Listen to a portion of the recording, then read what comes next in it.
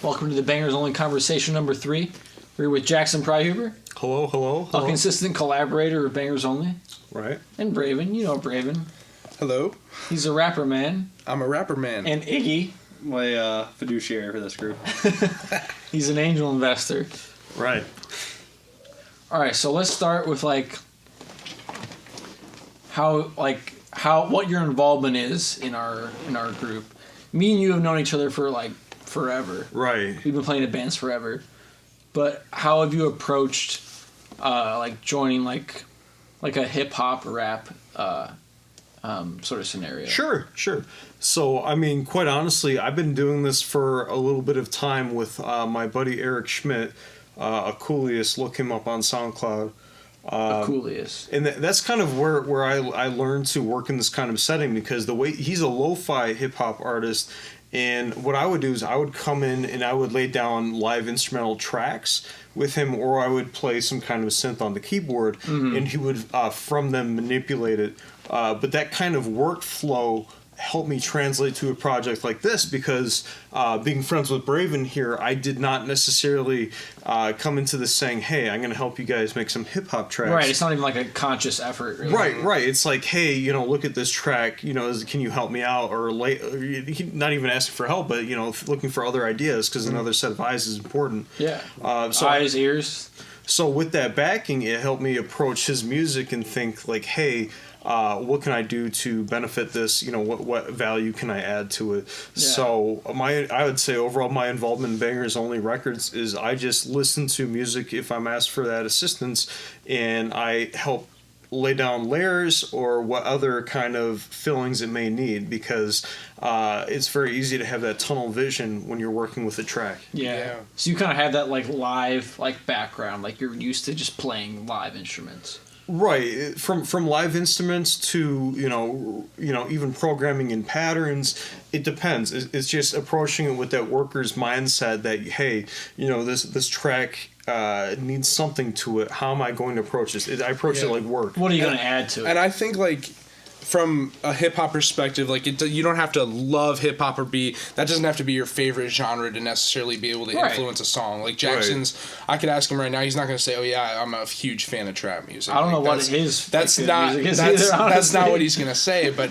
as a musician himself, to be able to come in and make a change or an influence like that is invaluable in a way. Yeah. Well, and to that point, sure, trap music is not my go-to, but my whole point is making quality music. Yeah. It's whatever it might be. Exactly. I don't care what I'm making as long as I think it's good, constructive-wise. Yeah. Mm-hmm. And you guys have a couple of songs you worked on together. Yeah. I'd say that was the first time that Jackson really stepped in for our group. The song that's already out, "Quick," is one of our collaborations.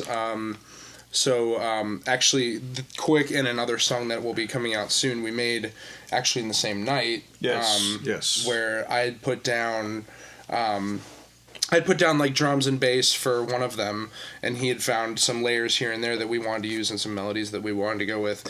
But then with "Quick," I think was the second song we made.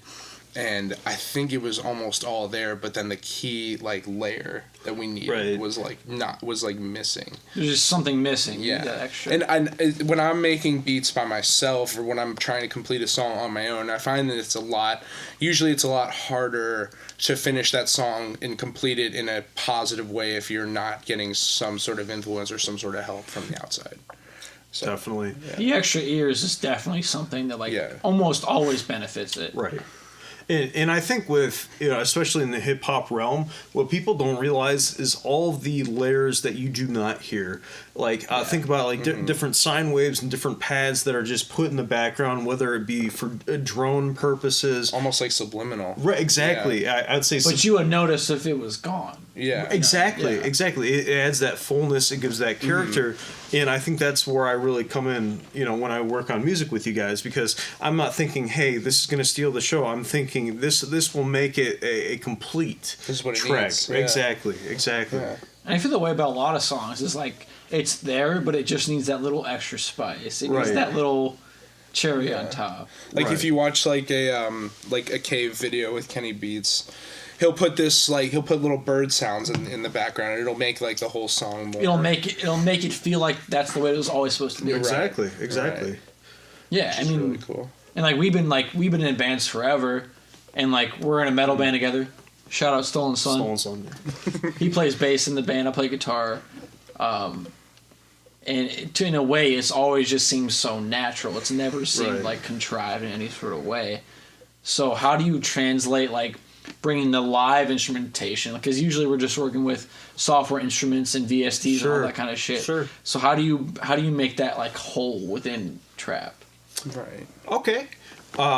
Great question. I mean, I approach it in the same way that I approach most music. I look for melody lines. I kind of sing it in my head. I'm not a great singer, but I can confirm. Right, exactly.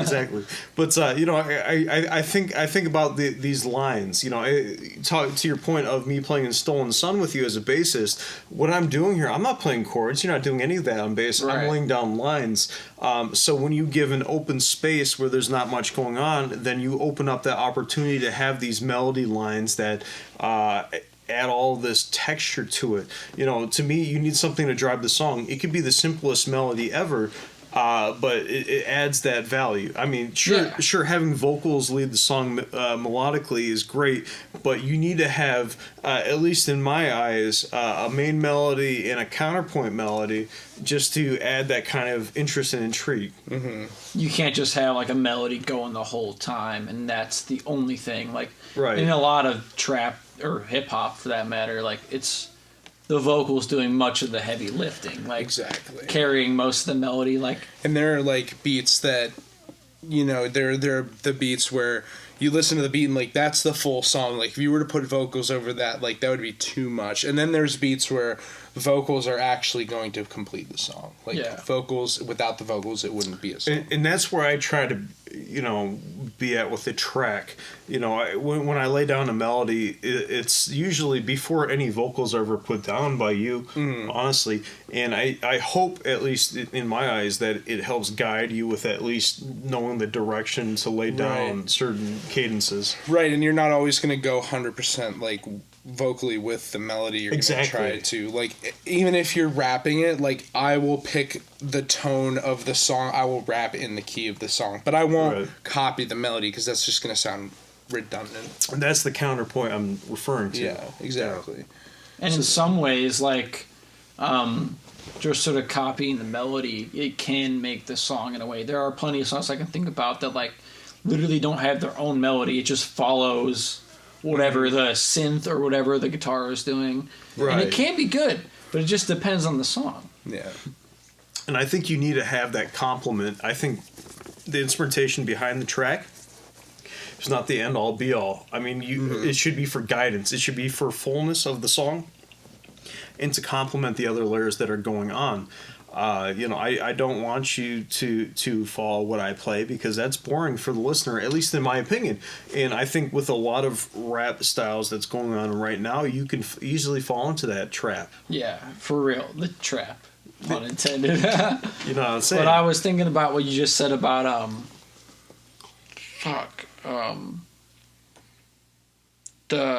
you add layers prior to the vocal. Yes. And it's like in some ways that could be a great thing, but also a detriment because you could lay like a synth layer or something, whatever it might be, and then the vocals come in and you're like, okay, this doesn't make sense anymore.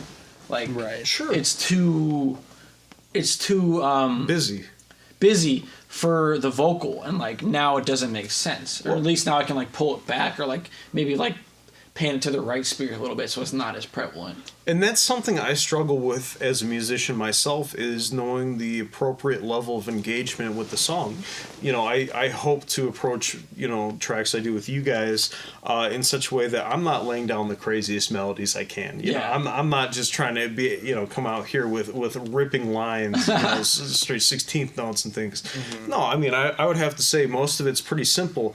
And I have to remind myself sometimes, hey, we're not this is not, what we do with Soul and Son. This is not what I do with other bands that I might do work for. Within the context. Right. Mm-hmm. Keep it simple. That's hard. I think that's hard to remember as a musician in general. It is. And you're totally right. Like a lot of the lines there are layers that you have laid down. I have not even like really been like whoa, what's that? It's like kind of like, oh, that just like adds this extra little layer. It could be two notes alternating back and forth. But I think it makes the song. I think you know, all of us coming from some degree of appreciation for metal and progressive metal and even more complex rock music, it can be easy to sink into complexity being It's like more a safe, important than it really is. Like complexity taking over your musicianship in that regard. And I think having that dimension of musicianship where you're not out there, you know, trying to absolutely rip it and show all your skills. You're not trying to create the next fucking Beethoven's. Exactly. And, you know, when I usually come to tracks with you guys, you already have things laid down. My point there is not to draw attention to me. No. Yeah. It's to build on what has already been laid down. Right. You know, because usually it's like a sample, some drum tracks, and then maybe some synth. Right. Right. I think in a way that's like the way you've always approached, at least from like what I can remember, is like you don't write a ton of like substantial content. It's almost always, and it's not a detriment at all. It's not a diss. Like just sort of. I know what you're saying. Like for example, with Stolen Sun, I'll bring in like a good 50-75% music, and then Krupp will have his chugs or whatever. Sure. And then you will have this like little layer and like just comprehension of the whole piece that like kind of like gets it to see through different ears, and you're like, okay, well, this doesn't work, and it's like, okay, well, I thought it worked, but well, I think it's knowing that not every job you show up to, because that's the way I view music most of the time. I love it to death, but it is a job. I mean, I approach it that way, you know, critically, constructively. You know, this is a profession. Yeah. Right. So you don't like if I walk in there, if I was to just do soul the whole time, you know, for Stolen Sun's sake, play a bass solo. Yeah. For 2 minutes doesn't make sense. That's not my role. Right. You have to know your role in a team. It's like football. If like say I'm the tight end, you know, I gotta block most of the time. But then once in a while I'll have my split out route where I could get a touchdown. Sorry to bring sports in this. Jimmy Graham. No, seriously, but I mean, like you get your time. You do. You get your time to shine, and you do. You're totally right. Like there are moments that it's like, okay, here it is. Like this is it. And I think that's more valuable to me because if you just try to shine the whole time, then it loses the impact. Mm-hmm. Absolutely, 100%. The impact is like so much greater if the stuff previous to it is like sparingly. Right. Yeah, like you're always gonna hear vocals, but is it a backing vocal or is it like a layer vocal? Just coming from a vocal perspective, like, are you going in and like, sorry to bring sports back into it, but like, we can talk about sports. But like, you look at like the quarterback's going to be involved in every play, and like the pitcher in baseball is going to be involved in every play, but like they're not impacting the game in the same way every time. Right. Like you're always going to hear that guitar, but what kind of guitar is it? Like, is it a layer? Is it important? Does it really shine? Like there are songs where a kick drum will be like the entire thing, and that's like all you hear, and that kind of makes it nice. But like, yeah, it just depends on the content. Exactly. So. And I think I'm different that kind of way. When I listen to music, I'm not listening to the vocals. I'm listening to everything around it. You know, I'm, you know, you being in jazz band with me, you know, we're playing in the rhythm section. It was never about us. It's about the complementary aspects. Yeah. So when I listen to music, what makes good music to me is the complement to what's going on. Because sure, you could have for example, Frank Sinatra up there, but if the orchestra behind him is no good, then is he Frank Sinatra? No, he's not at all. No, he's not. He's nobody. Right. No, and people like forget that. It's the people around it that create this experience. It's not about them taking the show. It's about creating something that someone can go up there and hit a home run for. Mm-hmm. Yeah, and it's interesting you bring up like when you're listening to music, like you're not paying attention to the vocals, because I feel like most just normal people, that's all they pay attention to is the vocals. And they remember the lyrics. They'll memorize the lyrics. Like, oh, that's catchy. Like, they won't be able to tell you what, like, you know, they'll be able to tell you the lyrics. They won't be able to sing the actual key, but they'll be able to repeat the lyrics because that's what is memorable about it. Yeah. And I think, at least in my opinion, it's easy to comprehend. Right. in my opinion, what makes a good song for people, and I think subconsciously they don't realize this, is those background melodies, is those background layers. Because if you want to talk about a hook, take away the vocals for a second and listen to the track itself. You should already be able to hum along to it. Yeah, and if it's not that Should special, already you're be like, catchy. oh, maybe it's not that great anyways. And honestly, a song like if you have an ounce of musicianship, you should be able to put a decent melody to the song. Like it should be melody applicable. Like you should be able to apply a melody to a song if it's got that nice catchy bass line, that grooviness to it, like drums that pop. In hip hop, you're talking about like 808s that are like you can put a pattern behind it, and when you actually put the melody on top of it, it's actually not that hard to realize the melody of the song. Yeah, like that becomes easy. Yeah, exactly. There are some songs that have been really good. Like if you think about Phil Collins in the Air Tonight, everyone knows that. Boom, boom. Yeah, exactly. That's where the drums would shine in that kind of stuff. Or like Sweet Caroline, everyone's like, bum, bum, bum. If the melody's there, people will fucking... Right. Just take every white person song. Every white person. Well, thank God we have a representative here.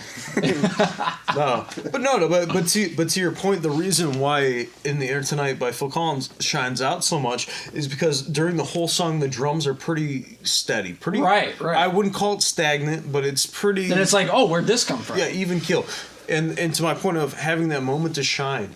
That's where it is, because I guarantee you, if he was playing like that, if he's hitting those toms all throughout the song, you wouldn't really bat an eye at that solo. Right. You wouldn't. You'd be like, okay, this is just business as usual. Yeah, but I mean, and to your point of Sweet Caroline, definitely, because I'm sure you listen to the tracks underneath it, you want to sing over it. It's not about them saying da da, It's easy for them to go up there and hit that grand slam. No, because the music's already composed in such a way that even someone that's not musical can like hum along.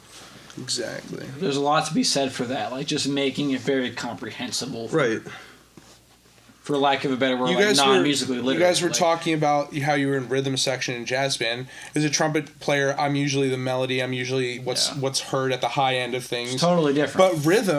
But rhythm section, if you don't have the rhythm section holding anything down, what kind of jazz band is it?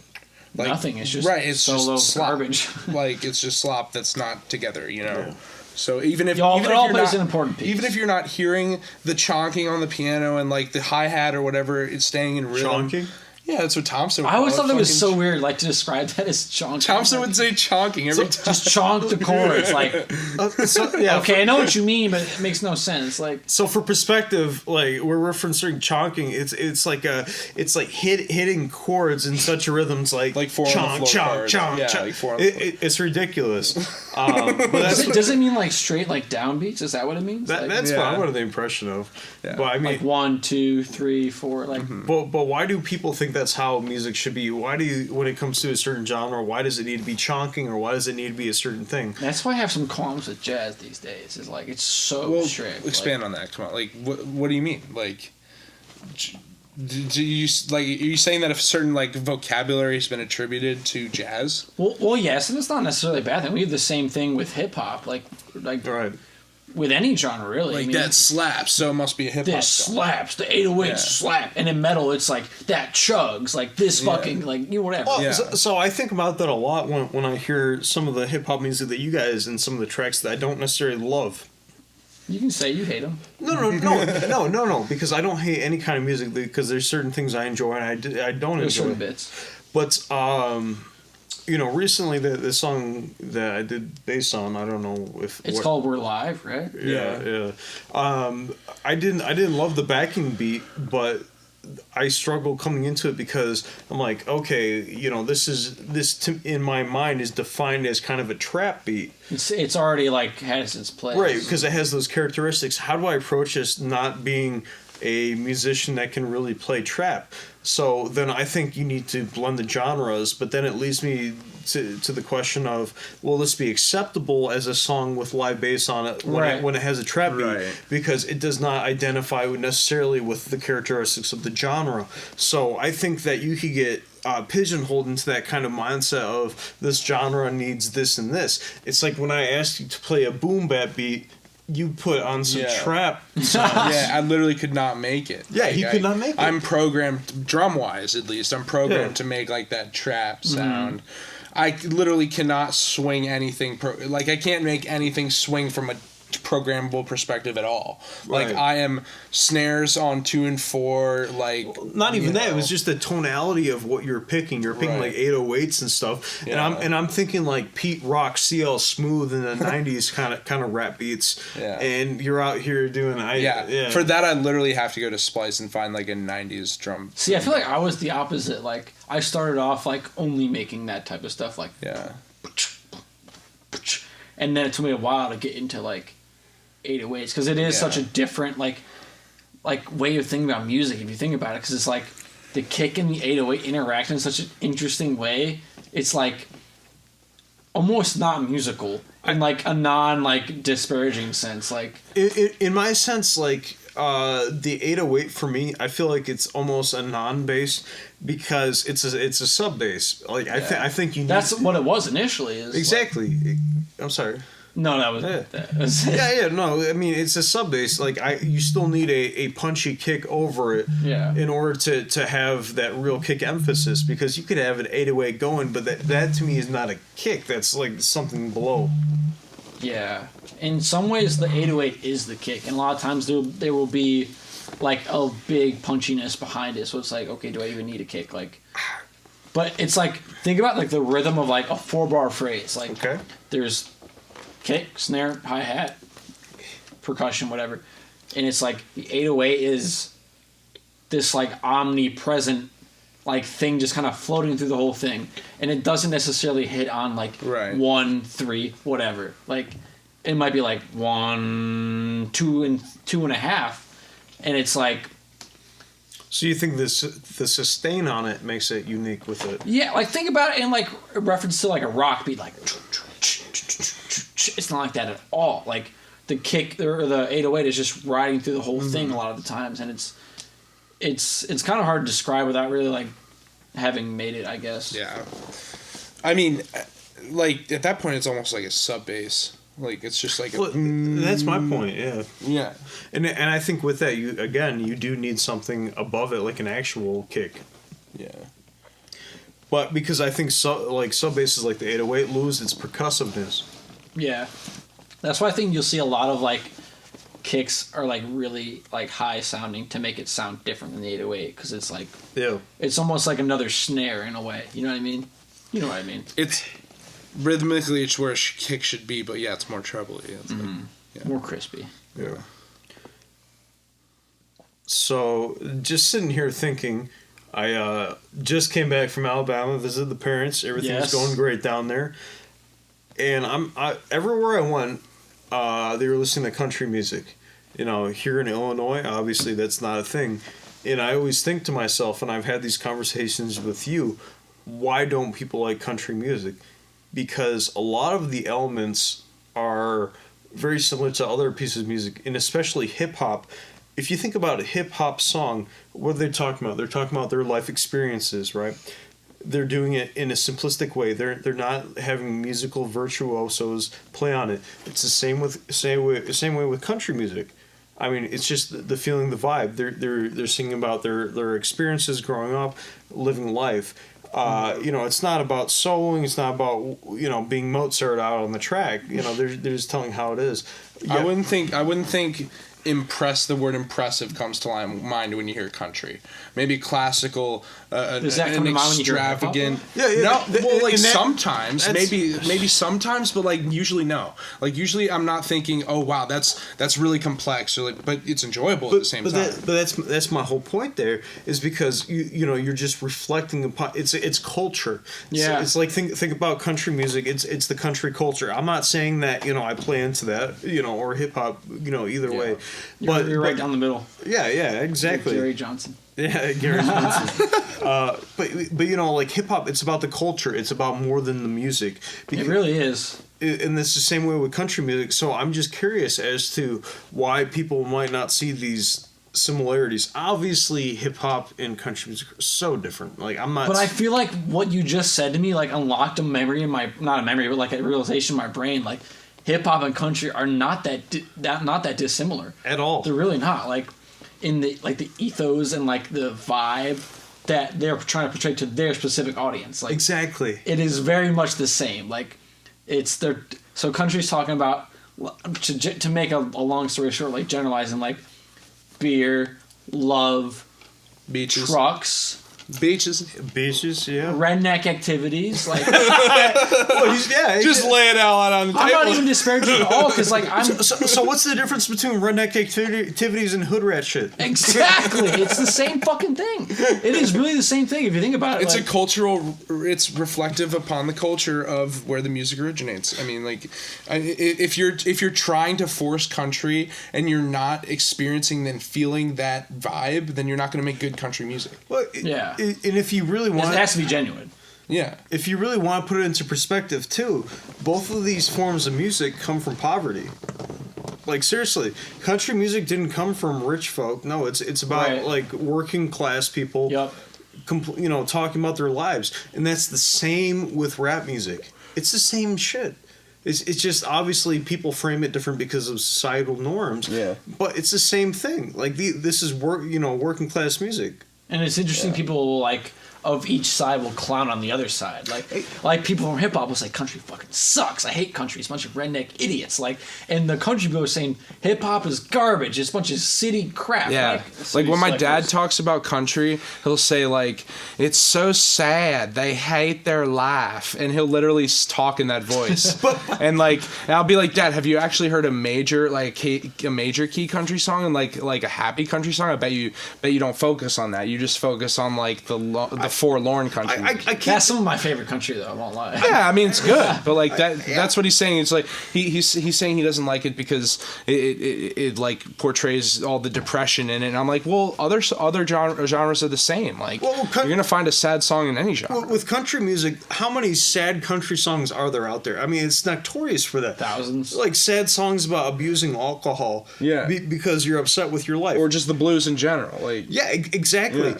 And like I think that's the same with rap music. I just think with like hip hop music and rap music, they have more of a edge to it. Like right. I like more of a positive, like, I'm living my best life kind of vibe. Even the sad songs, like they still throw that in. Mm-hmm. So I think It's all about flexing in some degree. Yeah. Well, yeah, I mean, you could say flexing, but I think they try to look more optimistically at certain things, even though they might be conducive to success. Mm-hmm. Yeah. That's the interesting thing about music too, is like it doesn't have to. It can be a happy sounding song, and then the lyrical context is like very dark.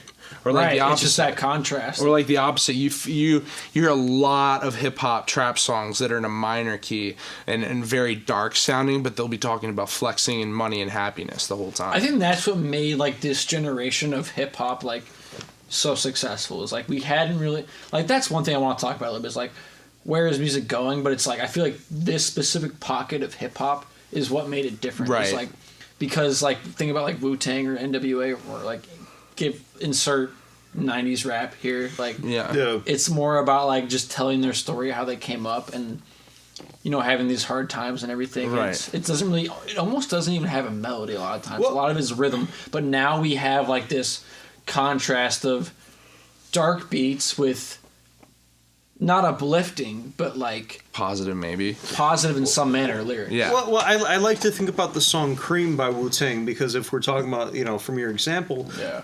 "Cream" is actually kind of depressing. I mean, if you actually listen to lyrics, It's about the struggle. yeah, it's about the struggle. But the way that they're talking about it is not necessarily struggling. Like they throw in some lines about it, but then it's also about like how they're thriving.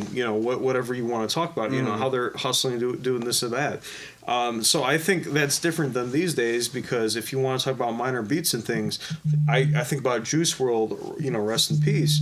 I saw him live in Bloomington, You did? Illinois. Yes, I did. Nice. Yes, I did. Wow. And I'm not a huge fan of him. I don't like that emotional style of rap, but they're speaking about real things. I mean, you talk about from the metal perspective, all those emo bands. This is emo rap, and I think this was an important development. I mean, it might not be for me, but I think for the genre itself, because you're not talking about bad things in such a way that you need to make up for it by talking about how, you know. It's like filling the gap here. It's like Mad Libs. Like, what do I talk about next? Yeah. Right, like, you know, I mean, they're talking about their emotional struggles in a real way. It's not about, you know, yeah, things suck, but then, you know, we're also flexing, you know, doing all these things. No, they're being real. I mean, they're talking about, you know, real relatable human issues that I don't think we've really gotten in rap before, because sure, these rap artists in the past, obviously I'm generalizing, which is never a great thing to do.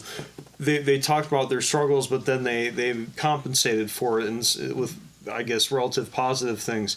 No, you have Juice WRLD and some of these other artists talking about, you know, real depression issues, anxiety issues, and these songs are not uplifting, but at the same time, I think it's needed to be said. You know, and I think it really does depend on the perception of the listener. Like, of course, in some ways, it can be so uplifting to somebody else. Be like, I understand your struggle, and like, I want to like feel that way.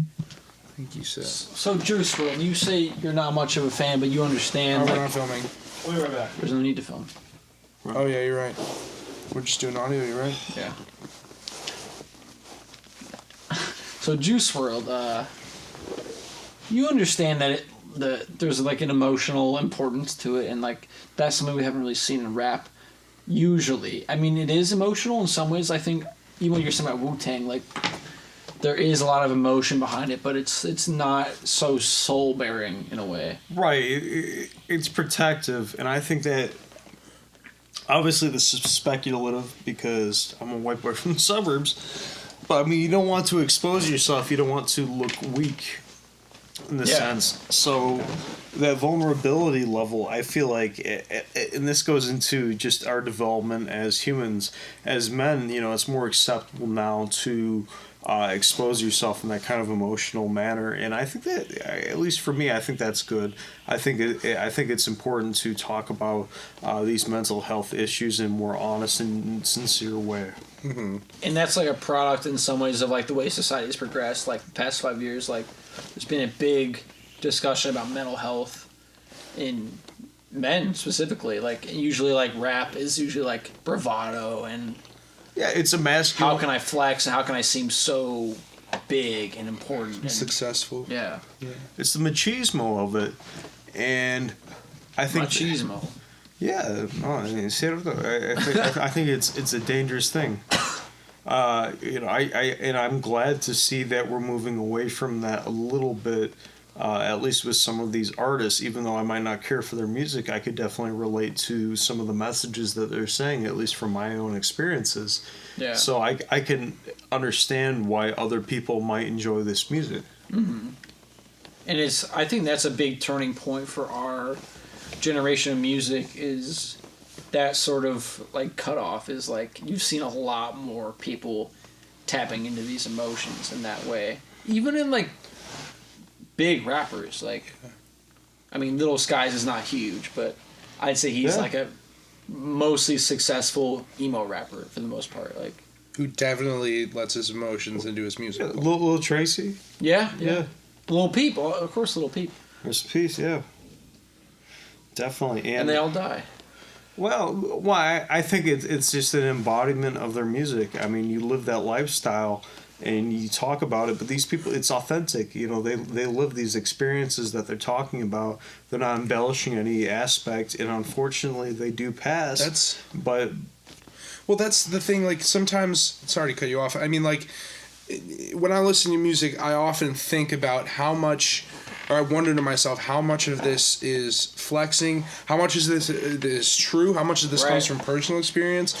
You know, do Migos still go around selling kilos of cocaine? No, but like you wonder, like how many of these underground rappers are still like living what they're rapping about. You know, like plenty, and like there's plenty of musicians even that have made it to the top of the top who are still messing up at like that level and are still talking about about like how they can't get through life on a regular basis, you know, whether it be them, you know, messing up physically or like something going on with their mental health. You know, it's something that still comes out in their music. And this is a big reason why I don't like many artists. Like for example, Drake. I like his production. I like his backing tracks, but I don't find what he's doing authentic because for one, he has so many ghostwriters, and for two, like what he's rapping about, I don't feel that's Drake.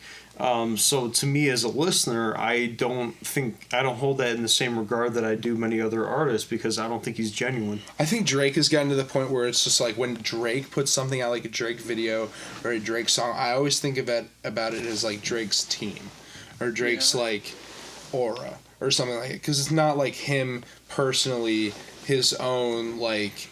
I always think about it as like Drake's gotten to the point where he's so big. There's so many hands all over that song, all over that song, all over that video, all over the production of everything. That it's like it's not coming from him individually. It's more. Even though I do really like Drake personally, like, and I do like his songs. I realize that it's kind of like a team that's putting it out there. So I don't like Drake personally.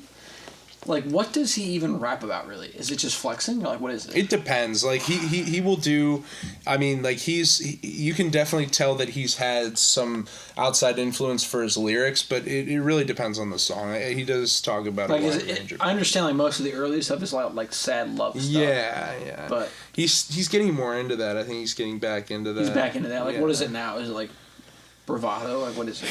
Yeah, it is. Like, I mean, but as we were talking before, like, music has opened up to the whole. It's okay to expose, you know, the feelings you feel. I think that's what people want. In a way. That's kind of what all music is going towards. But I don't think he's genuine when he talks about it because I remember, you know, I was fortunate enough, as were you guys, to grow up, you know, with Drake. I remember, you know, being in middle school, watching him on Fuse, watching his video blocks when he was with Lil Wayne and all that.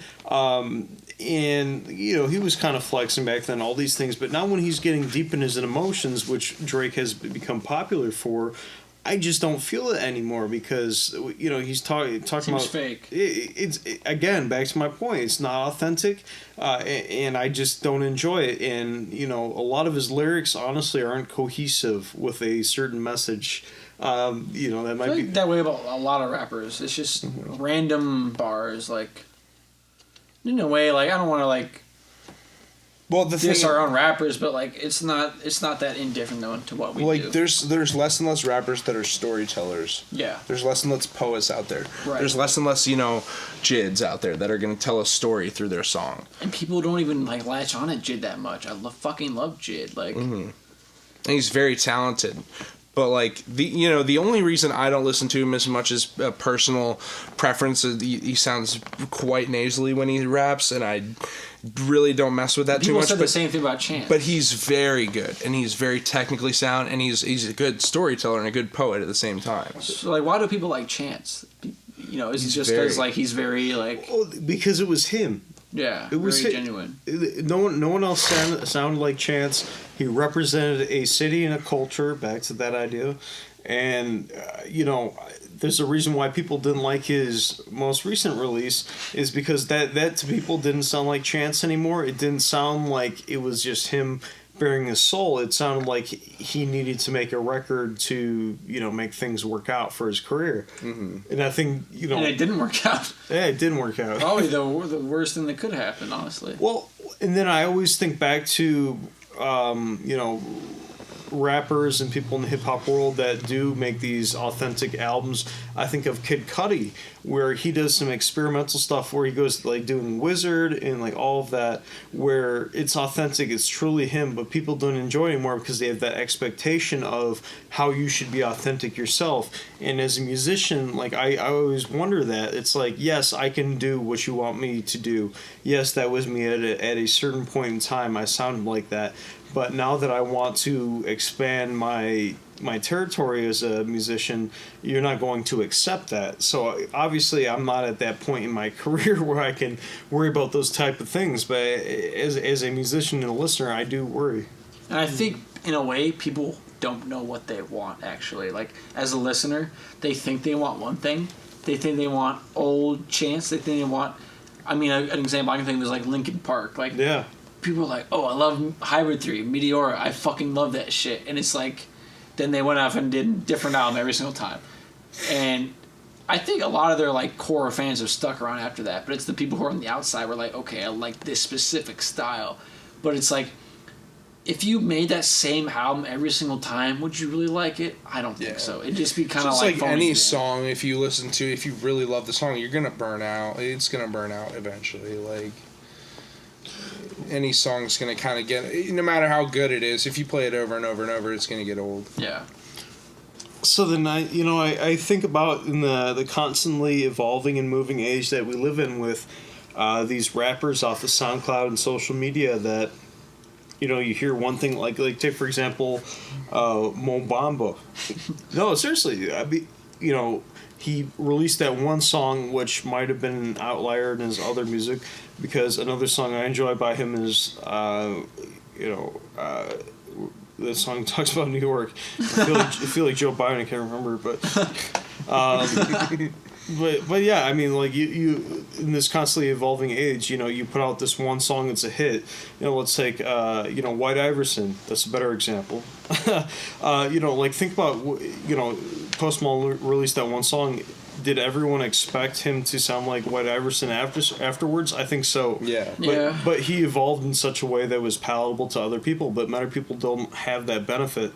Right. These one hit wonders. You're not like Mo Bamba. You're not going to see another track from him exactly like that.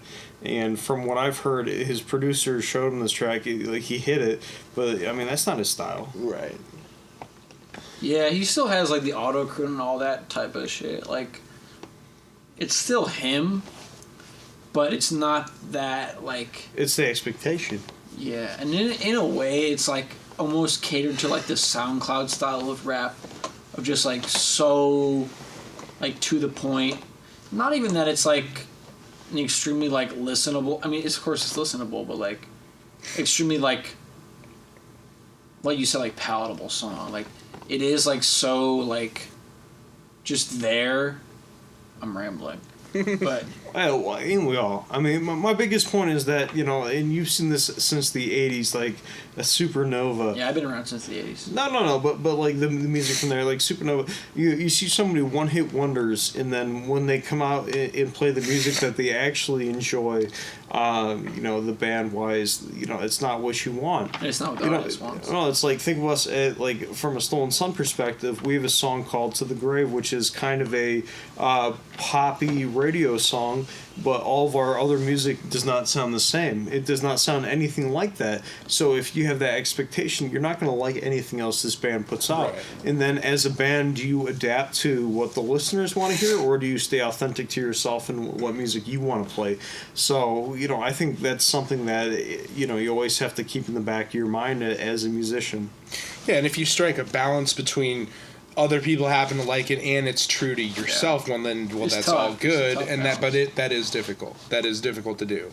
Like, I'm not gonna make a song every week that other people are gonna love and I'm gonna love making it and I love it. It's not gonna happen all the time, occasionally I will strike that chord that is like, hey, other people really fuck with this, but usually out of 10 beats, I'm going to like one of them, and no one's going to like any of them. Yeah. It'll be 20, 30 beats before I actually find that song where it's like, I'm going to put this out, and other people are probably going to actually like it.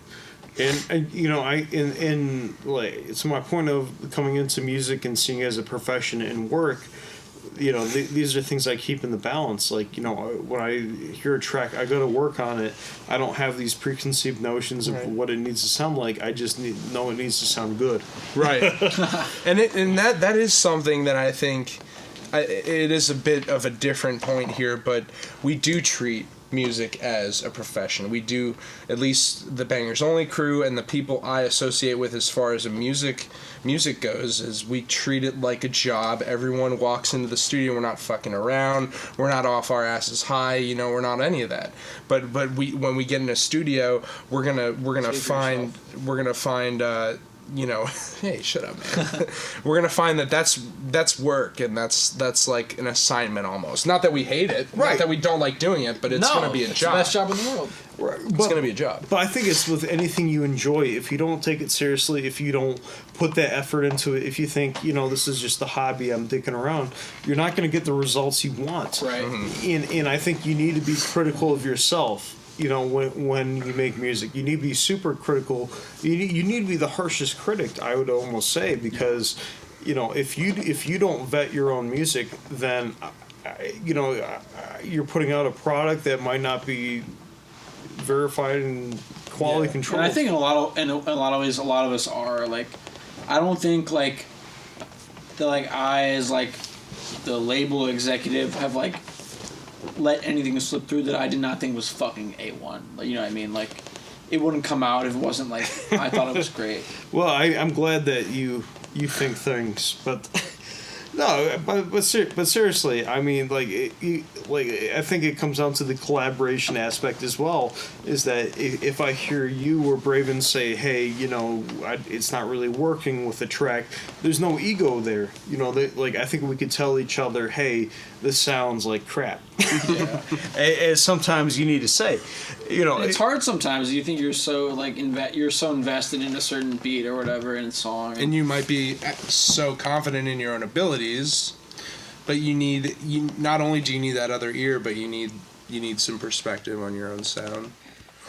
And it's almost always Whether for the it's better, coming from you, if not or someone always else. for the better. Yeah. Yeah, I mean, I could make a song that I love and I personally would listen to every single day, but nobody else would listen to that song. Yeah. I often wonder. Sometimes I can tell, like when I make a song, if other people are gonna like it, because it'll be objectively good to some degree. Yeah, And that's like, what I hope for. Yeah, but sometimes I will make a song that's like it seems really good to me, but then you'll show it to someone else and they'll be like, yeah, it's whatever. It's hard to like not get tunnel vision. Sometimes when you're working. yeah, for so tunnel long. vision and gauging, perspective at the same time. I think you need to be checked. Yeah, absolutely. Especially in rap, because it's like you just work on it yourself, and it's like that's what I love about it so much is like you really get to like be the captain of everything, but to some degree you need some sort of like checks and balances, Yeah. And I'm not saying that people get caught up in their own ego, but I'm saying people get caught up in their own ego. They fucking do. They absolutely do. And A lot of rappers in specific, because like I feel like in terms of like genres of music, this is the one where people think they're much greater than they actually are, and not to like stroke our own cocks, but I feel like we've been diligent in that way to like very like disciplined of like get another ear on it and be like, okay, is this good or not? You make a good side point there. Like there are so many rappers that think they're hot shit. Yeah, Like you didn't. That's even, the whole homie, thing, though. Is like I'm so hot shit. Like, homie, you didn't even make the beat. None of the production's yours. Like the melody's not yours. You're literally speaking in rhythm over the song. Like it happens to be your coined voice that you're popular it's for. a hot take. But like it's I don't your. think like not having the beat doesn't make it any less valid. I mean, but like I don't know. Rappers take a whole lot of credit, and Yeah. No, I understand what you're saying deep down. You're talking about this is my track, but really you put 10% work on it. right. I think that's more so what you're getting at. Yeah. But at the same time, it's like if you have a rock star, and they put 10% on it, then it makes it all. right. Yeah. But again, it takes the whole team to prop it up and make it in such a way that they could be a rock star. Yeah. I could be the best goddamn singer in the world, but if I have nothing around me, again, to what I was saying about Frank Sinatra or whoever you want to insert, then it doesn't mean a damn thing. You could be Gucci Mane, but Gucci Mane without any of the people that wrote his backing tracks wouldn't be anything. Yeah. Without Brick Squad. Exactly. No, yeah. No, for real. Yeah. Oh yeah. No, it takes a village. It really does, and people forget that. People don't read the liner notes anymore. No, I don't like that. People will not go, and I know it's more traditional to actually pick up the vinyl and read all throughout the whatever. But I will go. Dad. I will go on the Wikipedia page still and look at all the credits and read about the album and all that stuff. And I don't think anyone does that anymore. They listen to it, and if they like it, they like it, or they'll listen to someone else's opinion on it, like that plaid shirt motherfucker, and they will who will not be named, and they will motherfucking form their own opinion based on someone else's opinion, and it won't be original at all. And they'll be like, "Oh, I like the song now," or other people like the song, so I like it. Well, if we're talking about production teams, To Pimp a Butterfly, the musicians and producers that worked on that, incredible. You could look into every single one of their catalogs of work and see great music. Mm-hmm. Obviously Thundercat is one that comes to mind that everyone might know from that. Terrace Martin. Terrace Martin. I mean, geez, like you could go down the line with the album, and I think if you surround yourself with that team, then you're going to have good music, and I think it takes away from that tunnel vision that we were speaking about earlier. And I don't think anyone listens to that album is like, this isn't Kendrick Lamar. You know what I mean? Like, it's not like this is Kendrick with. I think too many people will give Kendrick 100% of the credit there, and will not even think about. Right. That's like the other side of my point is like. That at the same time, people will be like, okay, this is all Kendrick. This is just Kendrick, and he's rapping on beats. You know what I mean? Well, and I think that's what that's where we come in as the musicians and listen to this and understand the true quality of the art that's being presented. Because I think that education goes a long way when it comes to music. You're educated, you understand why it's a good song. Obviously. Kendrick does his thing, and it's awesome. It's great. He kills it. But all the work that goes underneath it, which is, me as my role on Bangers Only, as is currently stated, this is where we look at, like, holy crap. The people doing the layers, people doing the production, it's fantastic. All the way down to the artwork. It's killer. It's killer. It's killer. But if you have that surrounding, you can do nothing but make a great product, in my eyes. Yeah. Gotta have the right people around you, for sure. If you don't have the right people, it's like, unless you're a fucking savant, like, which there are a couple. They need help too, man. They don't make their own artwork. They don't do everything. Like, there's a few, but what? Jacob Collier. I thought you said Jake Cutler. No.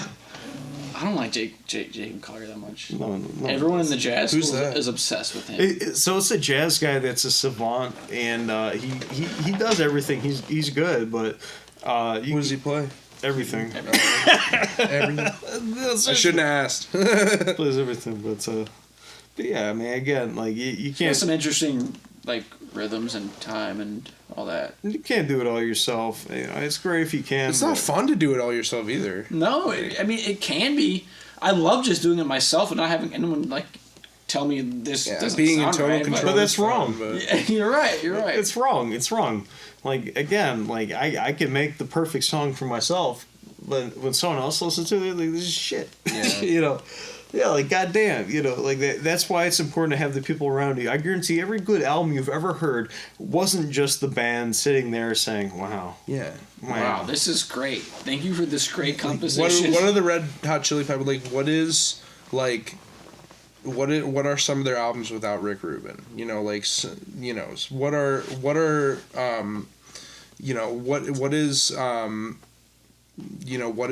Brockhampton without Abbey Road for Iridescence? What can you say about the band itself without talking? I mean, I would say Brockhampton can make a great record. Anyway, but they had the team from Abbey Road, like the whole team from Abbey Road. That studio's run by a certain group of people.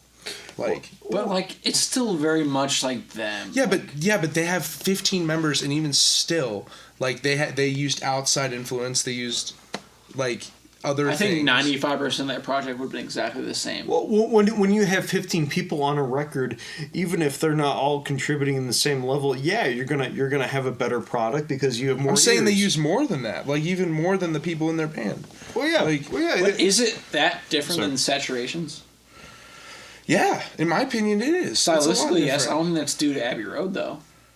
I mean, it has a lot to do with the UK scene. Well, I think with You're right. With any conceptual, controversial music like Brockhampton, where in the traditional hip hop rap scene that would not be expected. It's important for the producer to take that product and put it out there in such a way that it could be receptive to listeners that might not be accepting of these avant-garde styles. Because I truly do think Brockhampton, at least from my perspective, like what I listen to in hip hop, is very out there.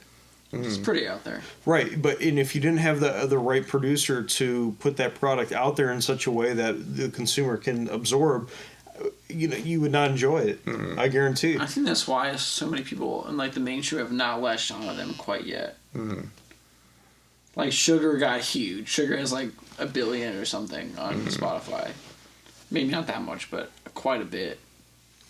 And like Most Bleach is them more radio friendly. Like, they have their radio friendly songs, and Yeah. then they got heartbeats and shit. And Yeah, I think overall, with music like this, you can make the most out there stuff, but if you don't have the right person to reel you in, nobody's gonna listen to it. right.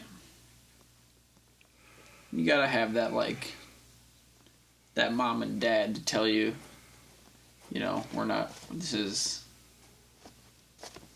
Yeah. Well, I think a lot of good things are coming forward for Bangers Only. I think Braven here has a lot of good tracks cooking. I might have listened to a couple of them. So. And I'm thankful for everyone that listens. You might not know who the hell I am, but maybe you'll listen to this. And I think like a lot of good stuff to come down the pipeline. I think as long as we have the motivation and the mantra that we do, I think we'll be fine. I think people will start to listen. So. Absolutely. Thank you for listening to the Bangers Only Conversation number 3. We're here with Jackson, Yep. Braven, Right here. and Iggy. What up? You only said like one thing, but it's fine. No, but I'm saving myself because we all know I've got a feature coming up soon. He's saving himself. Yeah, we have the local representative of the UK rap scene, so. I'm here for influence and for No, I'm just creation. So bloody chuffed, mate. But thank you again for listening, and definitely check out Braven's new album that's coming out soon. It has a lot of produced tracks. To our point, his team's kind of great. And I don't want to get Team political. is growing. I don't want to get political, but Joe Biden and Donald Trump, I'm going to say vote for Pedro. He's done well. He's a proven candidate. He's been in politics for a while. He can get it done. Vote for Pedro.